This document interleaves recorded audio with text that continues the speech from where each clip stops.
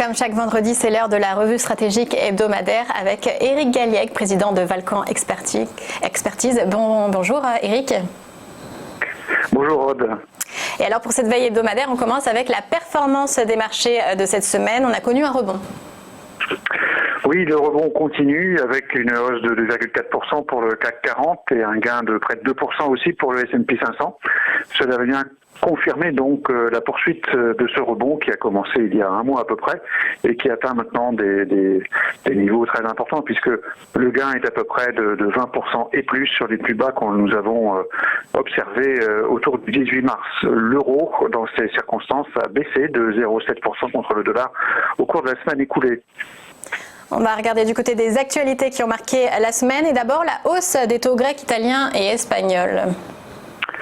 Oui, c'est un phénomène qui commence à prendre une certaine ampleur et malgré donc les interventions de la BCE qui sont massives depuis plusieurs semaines, on se rend compte que finalement les taux d'intérêt de marché, les obligations des États italiens, grecs et espagnols notamment sont en hausse d'une façon assez significative. Évidemment, on n'a pas atteint les niveaux de la crise, mais les taux italiens notamment ont progressé pour dépasser 2%, ce qui bien sûr est un chiffre très important par rapport à la situation actuelle de ce pays.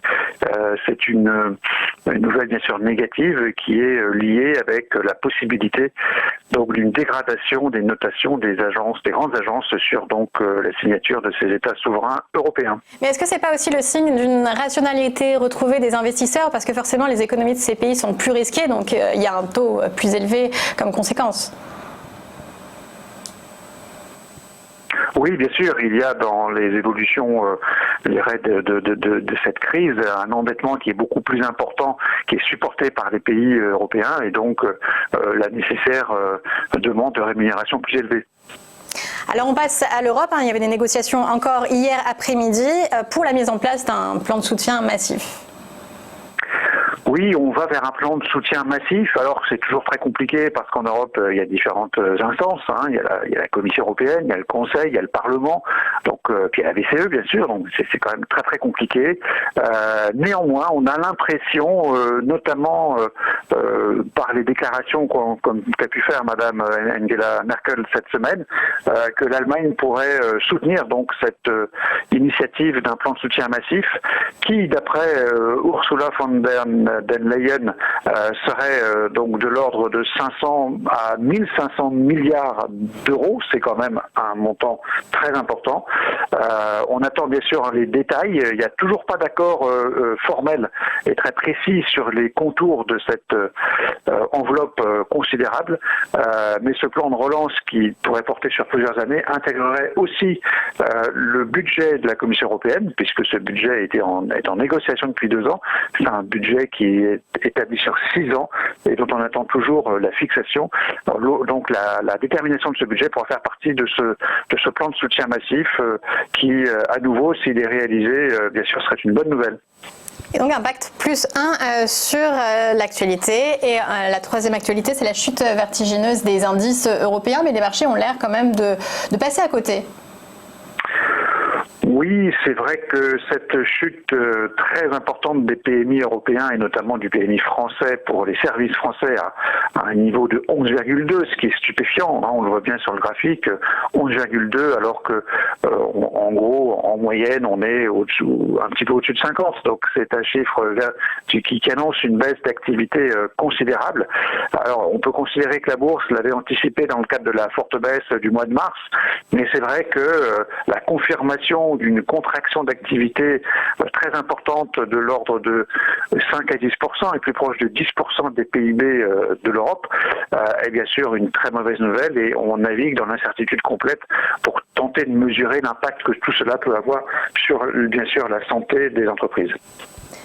Impact négatif sur le scénario -1 et la dernière actualité vers un déconfinement, même si il faut le prendre avec précaution, la date du 11 mai.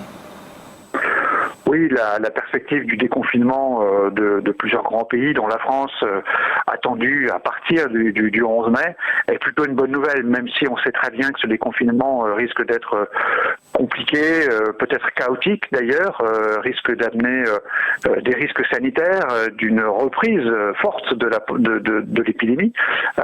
Tout ceci néanmoins est plutôt favorable car cela montre que l'épidémie donc pourrait, que le pire en tout cas du contexte épidémique est maintenant derrière nous, ce qui bien sûr est une bonne nouvelle et permet d'envisager progressivement une forme de retour à la normale pour les conditions sanitaires bien sûr, mais aussi surtout pour l'économie. Et évidemment, ce sera positif. Plus la synthèse de la semaine, on est donc à 0. Oui, 0, donc les éléments plutôt positifs comme un plan de soutien massif en Europe ou vers le déconfinement sont compensés par, en termes financiers, la hausse des taux sur les pays, je dirais, fragiles de l'Europe et par ailleurs la certitude donc maintenant d'une chute vertigineuse des PIB en Europe. Tout ceci donc s'annule pour nous faire une note neutre sur l'actualité de la semaine. Et dans ce contexte, est-ce qu'il est toujours bon de se renforcer en action ? Alors, depuis un bon mois maintenant, nous proposons, depuis le début de la crise, depuis la chute des cours, nous proposons aux investisseurs de long terme d'être investis au maximum sur les actions, d'acheter au maximum donc des actions dans les niveaux actuels. Néanmoins, si nous devions passer au-delà de 4514 points, ce qui est un seuil très très proche, on l'a même dépassé pendant quelques heures au cours de la semaine écoulée, nous proposerions de passer au second niveau d'investissement. Nous serions donc uniquement surpondérés, alors que nous sommes jusque maintenant toujours en surpondération maximale. Donc en gros, si les actions venaient à remonter encore un petit peu cette semaine, la semaine prochaine, nous serions amenés à réduire l'investissement en actions tout en restant surpondérés.